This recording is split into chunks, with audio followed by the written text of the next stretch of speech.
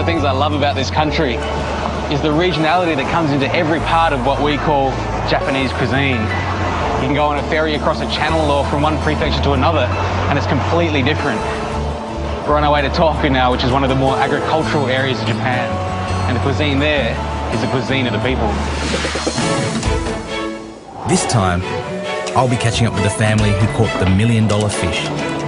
Absolutely freezing, and there's water spraying in my face every turn. And exploring the onsen culture of the north.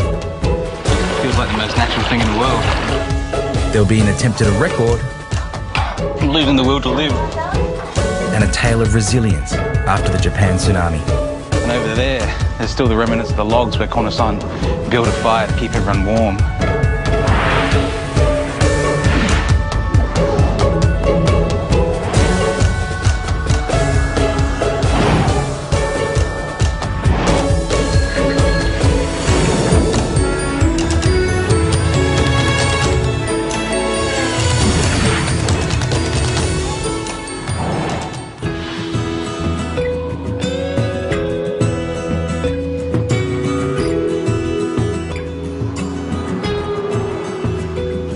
People of the Tohoku region are known as friendly, down-to-earth country folk. But it's funny how sometimes peasant food can become the food of kings. I'm talking now about tuna sashimi. And here in Oma, in the Aomori prefecture, their tuna is regarded as the best in the world. So taking into account the quality and strict quotas, tuna here can fetch astronomical prices. The first fish of this year's season went for $1.5 million at auction. And they didn't pocket the lot, but it was a life changer for the family who caught it. まあ最初はもう全く信じられなかったっていう、嘘じゃないかっていうのが。Kaoru Takeuchi and his son Daisuke are regarded as fishing legends. They're so famous they've opened a sashimi restaurant so tourists can meet them and try their Oma tuna. And as more and more come, Mrs. Takeuchi has learned to apply her home cooking skills to a bigger crowd. Of course, in Japan, tuna is not just tuna. We've got different cuts of tuna here, all from the same animal. This is the akami, or the red meat, which is the leanest cut, not much fat to it. And this is the chutoro, or medium fatty tuna. But the superstar is this one. This is the otoro, or the fatty tuna from the belly portion of the fish. And it's basically the wagyu of tuna. It's marbled with fat and it's got a mouthfeel that really melts away when you eat it. And of course with sashimi, you have to have wasabi. And that's what this is. It's a little gnarly green root that's quite different from the wasabi that we might taste because there's different varieties of wasabi. And sometimes the wasabi that we get is just horseradish that's been dyed green. And the thing about it is, it's not just this heat, it's also got a lot of flavour to it. Of course there's that pungency, but the flavour of fresh wasabi can't be beat.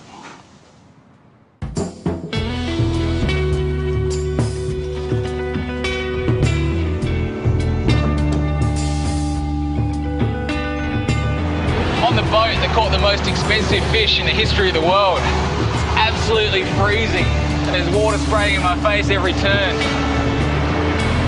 どうやっていい漁師になりますか？いい漁師になるにはもう集中力が一番です。魚をマグロを取るっていう気持ちがマグロに伝われば取れます。 We're not after tuna today. This is flounder season, but there's a problem. We're in a bit of a holding pattern at the moment. The current's flying along and there's really, really bad winds coming in. So we're waiting to see whether or not we can pull in these nets. なんで一人で2人で引っ張るのか。3人のチームの2人で引っ張ったらいい。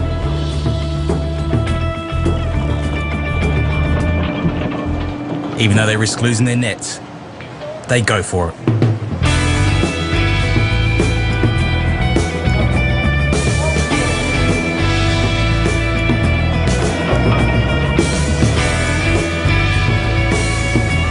It's not a disaster and there are a decent number of flounder, but only enough to cover costs. Watching these guys work, they're working so hard every day. It's not all about throwing a line out and pulling in $1 million fish. They're there on their hands and knees, rafting through all of these fish and putting them into baskets. It's a tough job.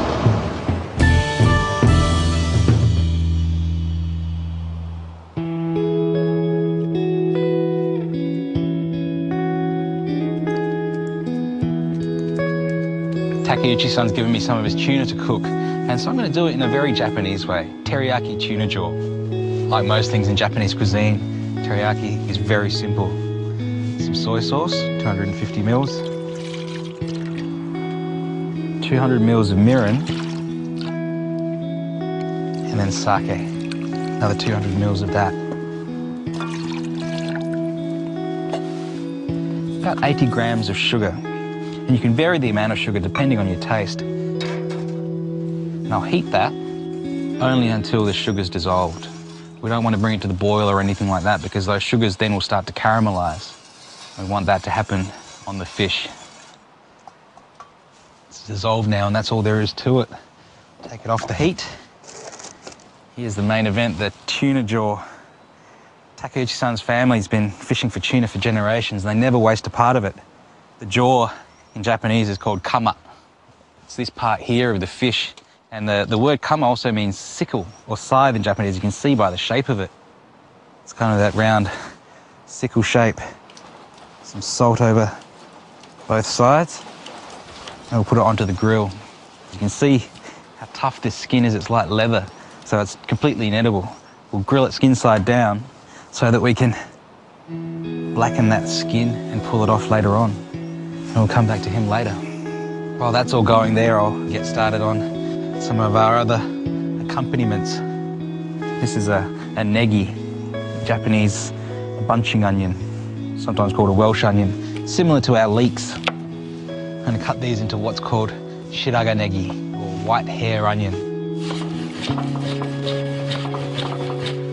I'm going to leave that for about 10 or 15 minutes and it'll start to curl up on itself, give us a really nice garnish. Really nice. Here's a tip for you. When you're peeling ginger, get around all of those shapes and into the nooks and crannies. Don't use a peeler or a knife. A teaspoon works just as well, especially when it's young. Now for some grated ginger. Another fantastic accompaniment for teriyaki. I think we're about ready to start turning our tuna jaw now. We'll flip it a few times while it is cooking to make sure our glaze gets all over it. You can see how blackened that skin's getting. We're getting close to having our jaw cooked, so we can start to brush it with our teriyaki glaze.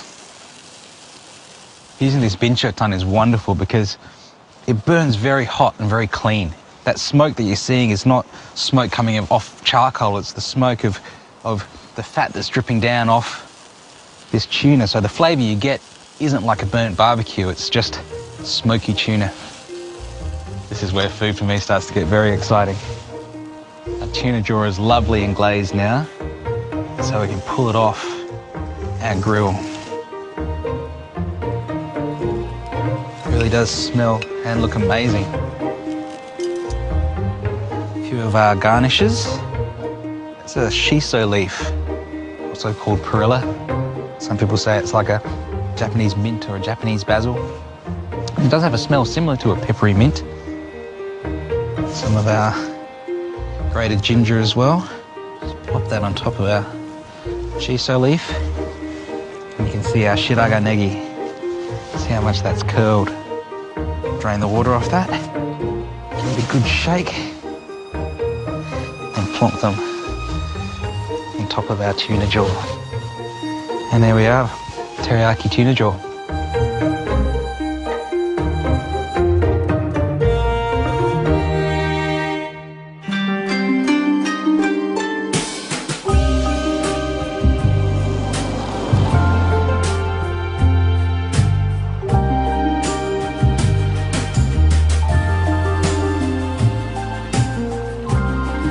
Onsens, or hot springs in Japan, are just about a national obsession.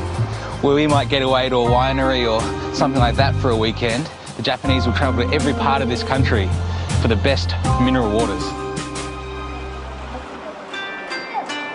This is Nyuto Onsen. The white water is caused by minerals, and this pool operates at certain times of the day as a mixed onsen for men and women. There's a lot of emphasis on onsen etiquette in Japan, but there's really only 3 things you need to remember. The bath's for soaking, not washing, so wash yourself before you get in. 2, always bring your towel. And 3, leave your bathing suit at home.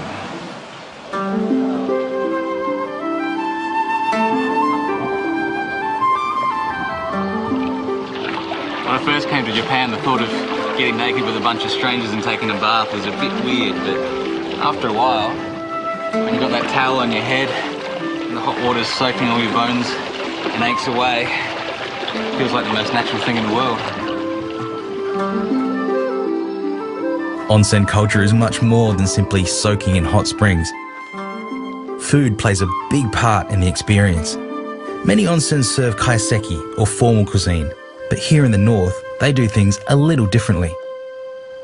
This is the kind of dish that brings home an important point about Japanese cuisine, and that's that hyperlocality.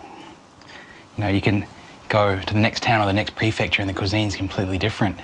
Here in Tohoku, we've got these potatoes that are just from over here and the miso from soybeans they've picked themselves. And it's not an affectation, it's not like a chef trying to get people into their restaurant or anything like that. This is the way people have been eating for decades and centuries. The star of this dish are these yama no imo, or mountain potatoes. They're grated first into a sticky paste and left overnight. The chef then prepares a base of pork belly fried in butter, and to that he adds chips of gobo, or burdock root. He adds konnyaku, a type of yam jelly, and then hot water. After skimming, a miso paste is gradually added through a sieve. Then mirin. And now those mountain potatoes are skillfully squeezed into balls and placed in the pot.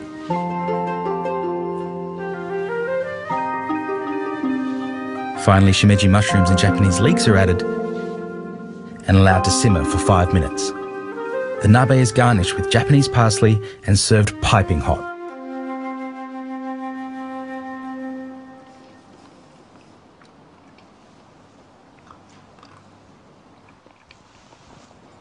And the taste of the dish itself is wonderful. It's got a real earthiness to it from that miso that they've handpicked themselves, the soybeans here, and then that mountain potato is not as sticky as it looks when it's raw. It's actually light and pillowy and fluffy, like a perfectly made gnocchi. This is how the people up here in Tohoku eat. You can count me in.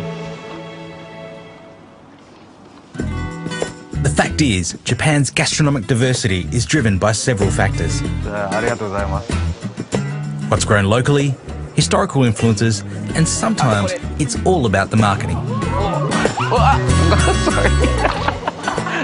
This squid tank was something I came across back in Hokkaido. Poor little guy, I feel a bit sorry for him. And it seemed like a good idea at the time. It's going to cut it up for me now. The freshest squid sashimi you'll ever get. This is where our food comes from. A little hard to look at, to be honest. No doubt one of my more bizarre food experiences. Not sure I'm entirely happy about eating this, but still wriggling a little bit there.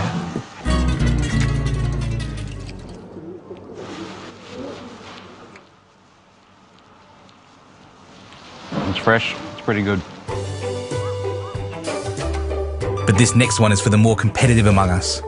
I've travelled to Morioka, the capital of Iwate Prefecture, to a restaurant famous for gluttony.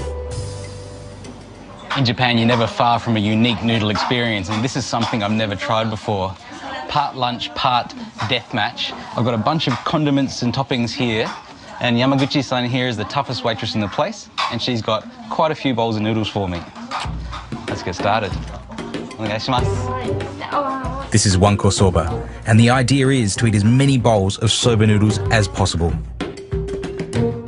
The record is held by a Japanese woman who ate over 500 bowls in one sitting. Slow down. My waitress Yamagishi-san is more like a drill sergeant, pushing and pushing for me to eat more and faster. Try a bit of this spicy condiment here. Oh, that was a good idea. Now my mouth's burning as well as being assaulted.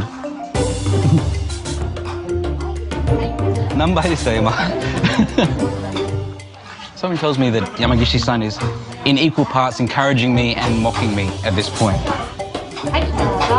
Soba noodles are eaten all over Japan. But this style of wanko, or little bowl soba, is unique to Morioka. And I'm not really sure how serving mouthfuls of noodles with condiments turned into a grueling competition, but let me tell you that once you start and your waitress is egging you on, it's impossible to stop until you absolutely have to. I'm starting to really not like Yamagishi-san very much. I'm losing the will to live. I'm up to 60 already.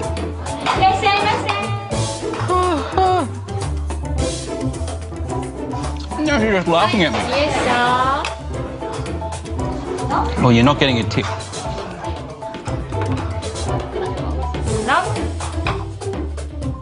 Nowadays, wanko soba is a Morioka institution, and it's evolved into an international sport.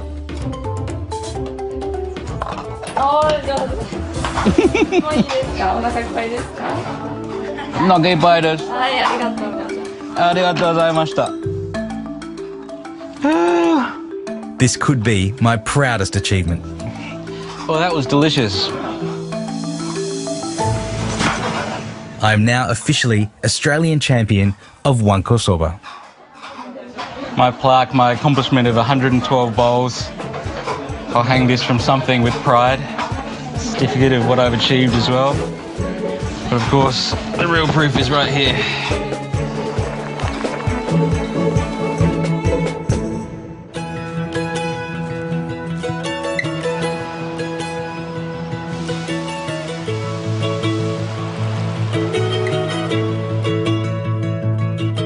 Manga or comic books in Japan are such an important part of the culture, and this one's one of my favourites. It's called Oishimbo, and it's about gourmet foods and things that happen in the world of food here in Japan. This story is a particularly special one. It's about the Kono family, who've been making soy sauce for over 200 years. Hirofumi and Kazuyoshi Kono know soy sauce.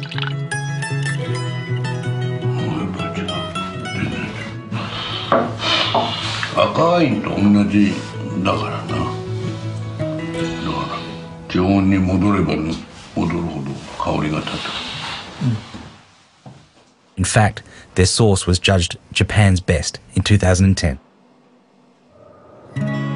But then in 2011, the town of Rikuzen Takata was destroyed in the Japanese tsunami. And so too was their factory. 津波の前は工場はここ。そうです。はい、ここに200年前から続く蔵が。For years, the Kono family had trained their staff to prepare for a tsunami by racing up the hill to this local shrine. When a 13-metre wall of water hit Rikuzen Takata, almost half the population died, and the entire town was destroyed. However, because of their training, all but one of Kono-san's staff survived. こんなに寒かったんですか？そうですね。寒くて雪が降ってきましたね。One of the things that's really you don't get from TV is that you watch the footage on the news, you don't realise how cold it is now, and it was the same time of year that the tsunami came. In fact, Kono-san just said the snow was falling. And over there, there's still the remnants of the logs where Kono-san built a fire to keep everyone warm. And he was telling me before that all he could think was, how is he going to feed his employees? 英語でそのファミリーってありますけど、ファミリービジネスってありますけど、もともとやはり八木沢商店は一緒にその田んぼでお米を作ったり、畑で野菜を作ったり、原料の大豆を作ったり、一緒に社員と一緒にやって、お昼ご飯も一緒に食べてたんですね。そういう関係の中から人間の絆ができてきて、それが、震災後そういう、つながりがどんどん広がっていって、今日本全国から、ご支援をいただきながら再建をしている途中です。After the disaster, the entire country rallied around the people of Tohoku, including this family business. With all of their stock washed away, the Kono family's competitors supplied them with soy products, allowing them to build a new factory and continue trading. Also, one of Japan's largest department stores chose to pay more for Kono-san's products than he wanted to charge them, and the local bank manager swore a solemn oath to protect him from bankruptcy. So the business has survived, the workers have kept their jobs, and 200 years of rich culinary tradition continues. I'm in the tea rooms at Kono-san's factory for his soy sauce. I'm going to make afternoon tea with some of his workers. We all think about Japanese food as being, you know, this refined cuisine with sushi and sashimi and all of these kinds of elegant foods. But the real soul of Japanese food and the heart of it is in the simplicity and the food of the people that we see here in Tohoku. I'm making a very, very simple dish, yaki onigiri, or grilled rice balls, with these wonderful pickles that Kono-san's people have made for me, and miso soup. Starting just with some cooked rice with wet hands, just cupping the rice and rolling it into sort of a triangular puck shape. And while I do that, I'm going to start making my basting liquid for it, just with melted butter, and also, of course, Kono-san's fantastic soy sauce. It's the reason why Kono-san's soy sauce is so good. It's brewed in the traditional way. It's fermented, it's aged. Our butter's melted now, and I'll just add that into this wonderful soy sauce. And here we are, our little rice balls, ready for this charcoal grill. The aroma of this soy sauce and butter is absolutely fantastic. These onigiri will be done when they've got a nice crusty coating and it's dry and crispy on the outside, and that butter and soy sauce has gone right into the middle and soaked through all of that rice. That sound you can hear is the toasting of those rice grains, and mixed together with the soy sauce and the butter, it's got almost a nutty smell of popcorn or something like that.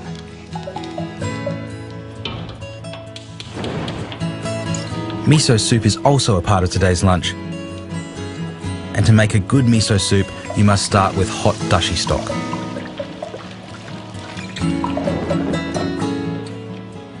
Add wakame seaweed and tofu cubes, followed by finely sliced spring onions. Finally, using a small sieve, mix in miso paste to taste. After you've added the miso, be careful not to bring it to the boil, as this will spoil the taste and texture of the soup.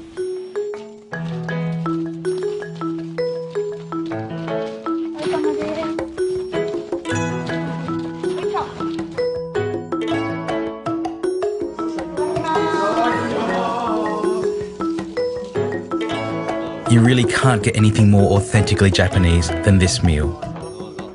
It's simple and it's pure, and it's what Japanese workers have been eating for hundreds of years.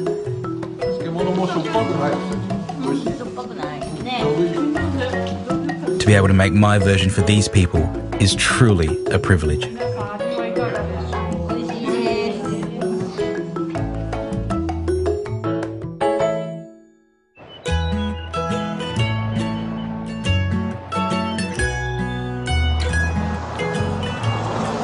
I'm heading back up into the hills to show you a rice dish unique to Akita Prefecture. Kiritampo. Boiled rice is moistened with salt water and pounded into a rough paste. It's then moulded onto sticks. It's as simple as food gets, and was originally a way of preserving rice for the men when they went off to work or to hunt in the forest. Kiritampo is eaten in mainly one of two ways, either in a nabe, in a hot pot like this cooked over the fire, or just like they are, spread with a little bit of miso And this is miso mixed with some soy sauce, some honey, and sugar. And it gives it a wonderful, sweet and slightly salty umami flavour. I always remember the first time I had kiritampo. I just moved to Tokyo, and a friend of mine who was from the Akita region, I was helping her move house. I remember we'd been moving all day and it was hot and we were exhausted, and then all of a sudden at 5 o'clock on the dot to the new house turned up some kiritampo and a slab of cold beer. And I remember thinking, what a country. Next time, I travel to my wife's hometown, Kanazawa. It's in a region famous for great rice, seafood and sake. As it ages, it'll become rounder and brighter and softer. I visit my favourite sushi master. It's just delicious. And venture into my mother-in-law's kitchen. Ooh.